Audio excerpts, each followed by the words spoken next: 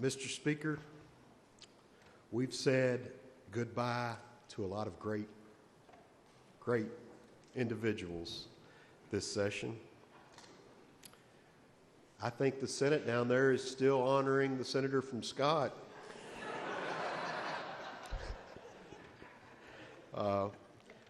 Who I will miss. I truly will miss. You guys know I love this institution. It is a great honor that I have to serve here with each and every one of you. But I would now like to honor an institution within the institution. Frank Willey started at LRC as a nonpartisan legislative budget analyst in 2003.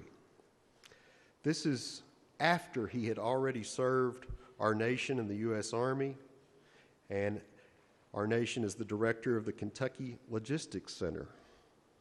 He served the Commonwealth in the executive branches, being a deputy commissioner and an executive director for 2 different cabinets. As budget analyst for LRC, he is credited with several ideas that he couldn't sponsor, but he sure could come up with them, that took effect just to balance the books. I'm not going to say it was his idea, but he won't deny that one time when they decided to delay payroll for the last day of the year to the first day of the next fiscal year, which balanced that budget but created a problem for every budget going forward, until we finally had enough money to fix that last budget cycle. He's not going to say that was his idea, but he is not going to deny it. And then they came up with this whole idea to be able to get more projects in the budget of half-year debt service in the second year of the biennium.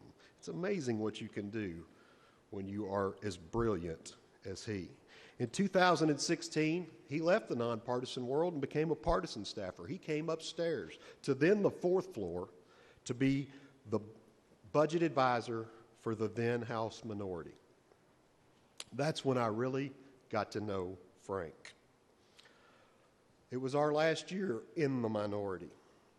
And we all know, traditionally, as we go through a budget session, there are 4 budgets.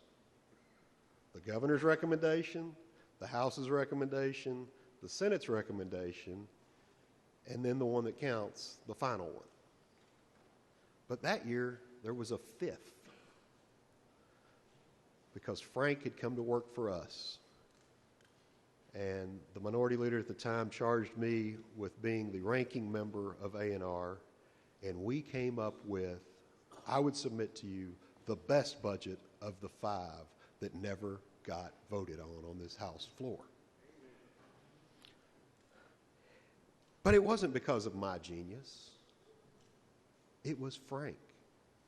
And Frank and all that budget staff that's on the first floor of the annex that we didn't even know existed when we were in the minority. We didn't know what they did. We heard about them, but we didn't know. We met them all, and we were like, just teach us. We don't know.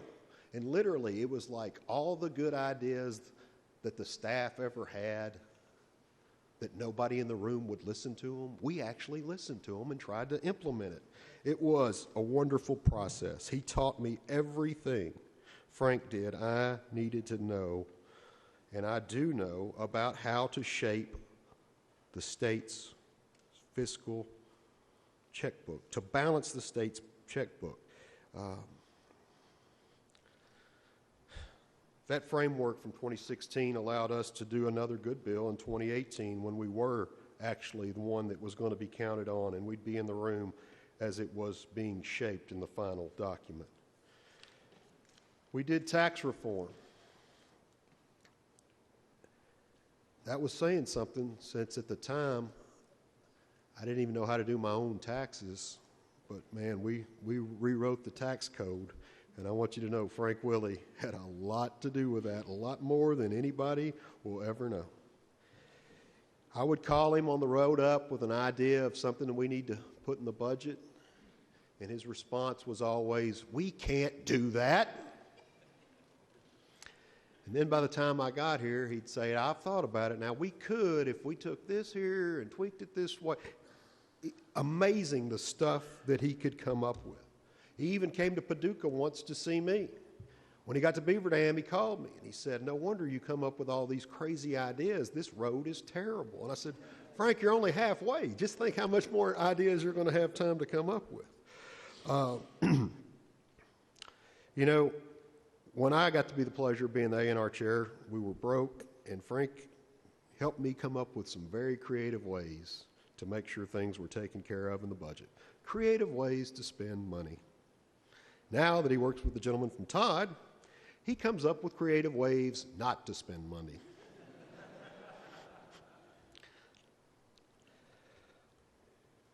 He's a family man.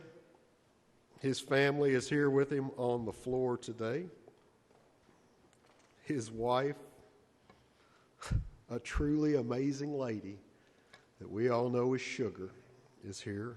And Sugar has allowed Frank to spend the golden years of their lives here with us, sometimes way too late at night.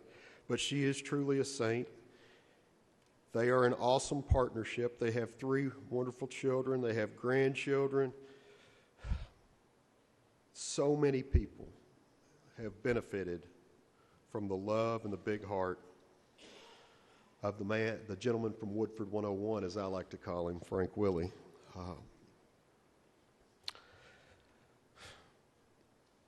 So many of us owe him a great deal of gratitude, but the citizens of Kentucky owe him a huge one, and they will probably never realize all he's done to make Kentucky a better place.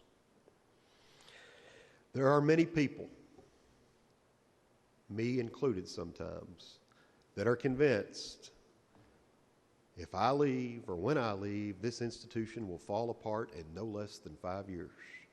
Amazingly, all the people that have ever thought that before, within 5 months of them being gone, they had been forgotten. And I'm not going to say Kentucky wouldn't have made it without Frank, but I can't imagine the Commonwealth of Kentucky without Frank Willey serving the legislative branch of government. I yield back to the gentleman from Todd.